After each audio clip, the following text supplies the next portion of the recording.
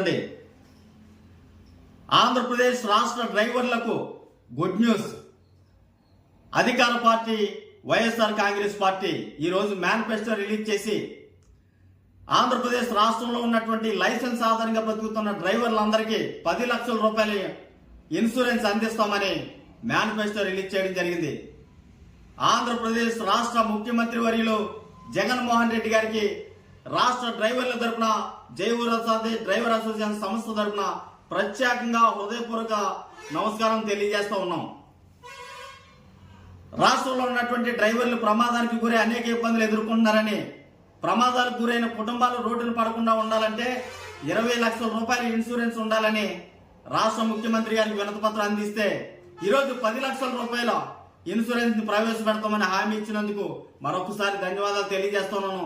జయవూరసాది drivers association అధ్యక్షుడు నేను వాసు వేలేటి.